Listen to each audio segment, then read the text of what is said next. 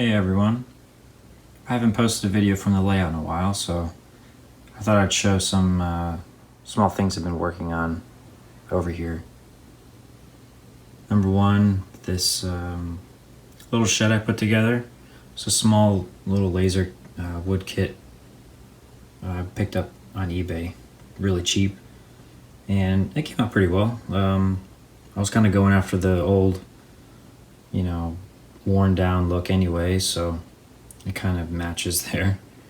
The roof was a little tricky. It's each strip of the shingles you have to individually put on, so it was a little time consuming, but that's okay. It looks kind of like what I wanted anyway. So this will be for, I don't know, just a shed here for the guys unloading the North Dakota Mills.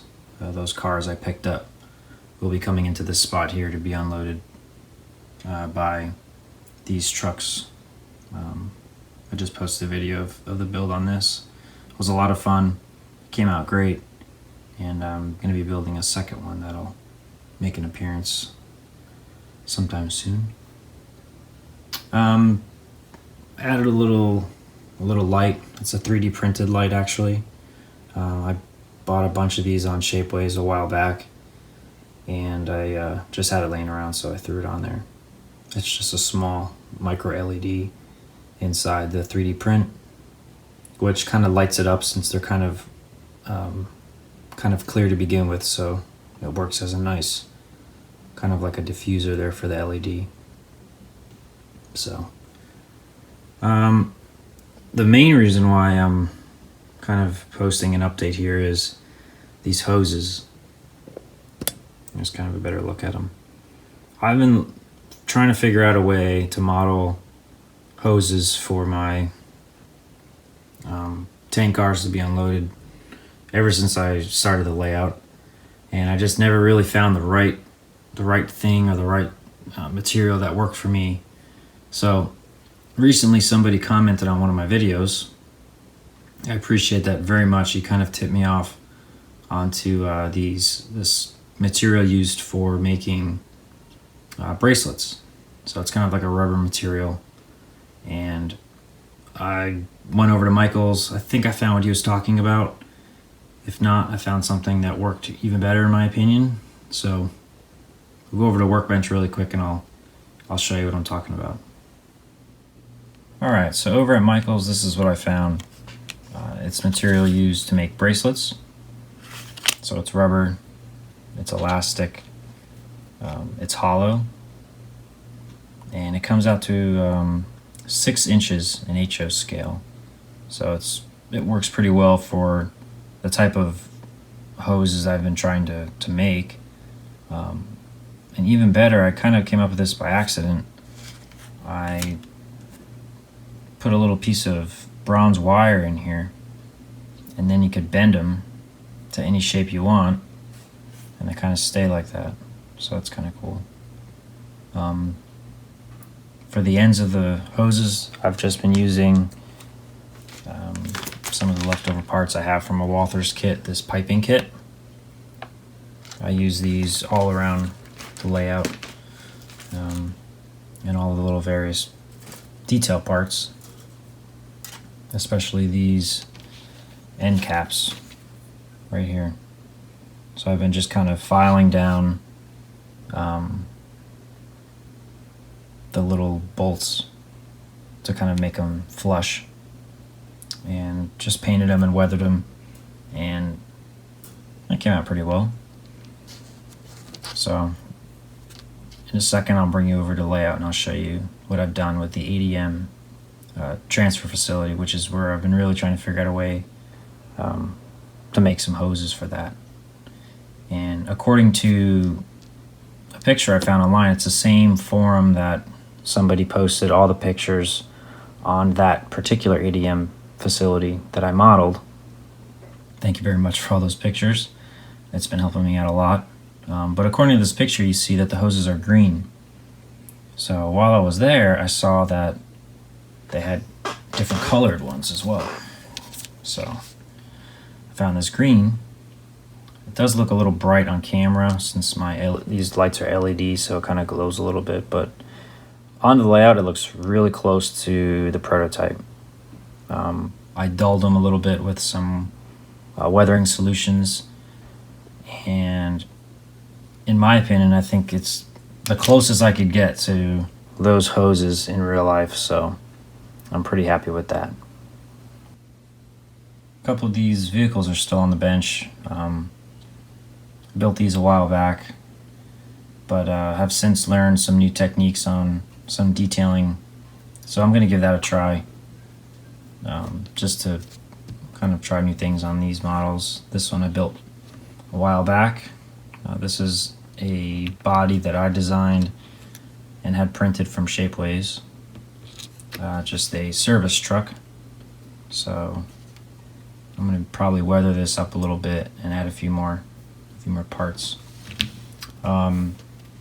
This other Mack truck, never really finished it 100%, so I've got some etched metal fenders I'm going to be putting on, as well as the hoses that I kind of figured out how to do on that other build that I just finished.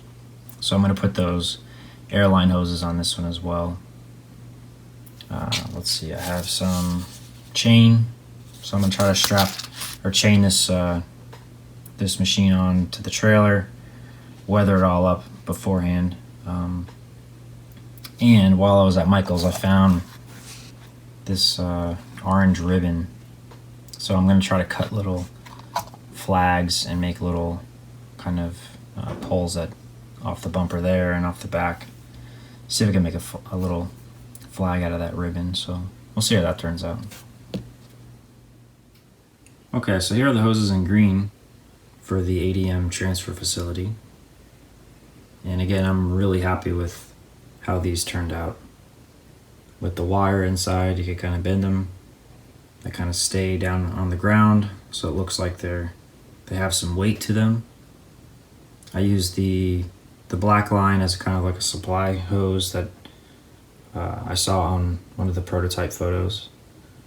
I kind of made little manifolds out of that piping kit again from Walthers, and use a little bronze wire for a handle, and just weathered them a little bit. But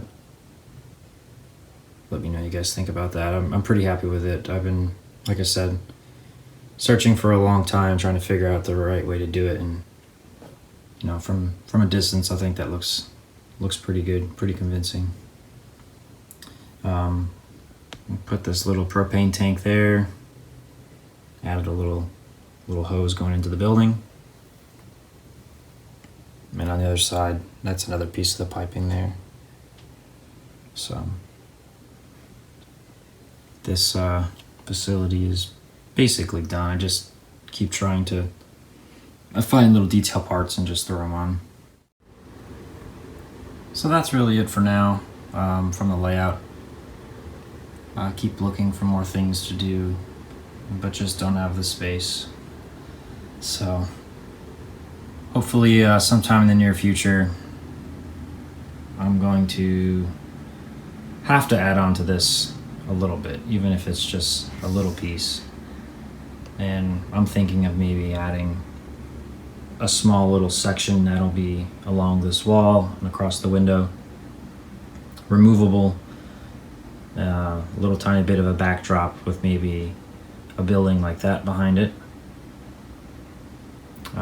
Put a turnout there, maybe another curved turnout, and have two tracks, kind of like an off-site or off the layout staging. That'll end up being scenic, just like my section there that I thought, oh, I'm just gonna leave it wood and it's only in front of the display case, so who really cares? And I ended up putting scenery on it anyway, so probably the same thing will happen over here. We'll make it removable, maybe some legs that could fold up and down. So instead of the cars coming onto this track, going into wherever in the world it's connected to, they'll be spotted on these two tracks on the removable section. The main reason is I just don't like having a lot of cars blocking the view really when I'm operating it. So this layout is pretty tall. I mean, I'm only 5'10", 5'9", so the layout comes up to about my shoulders, so you're kind of at eye level with it. And I think it'll look a little better if the cars are kind of lined up over here on the side instead of blocking the view of the layout. So we'll see. Maybe as sometime in the new year I'll mess around with that a bit and make a decision, but I don't know. I need to lay down more tracks somewhere. I'm kind of getting, I don't want to say bored of it. I'm having a lot of fun with all the detailing and running it, but I definitely want to expand somewhere. So I'm sure we all have that urge. So anyway, again, it's just a quick little update. Really just wanted to show off how to do these hoses in case anyone else is trying to figure that out. Pretty cheap. I mean, those packs were only about $5, and I had a bunch of that wire laying around, or if you need to order any of it, it's only $3 maybe. So definitely happy about that. Let me know what you guys think. I'll be doing this one next. So anyway, thanks for watching, and I'll have another video up shortly on the SW1200 build, and hopefully be putting a decoder in the GP7 so I could program it when I program the new locomotive. So alright guys, we'll see you next time.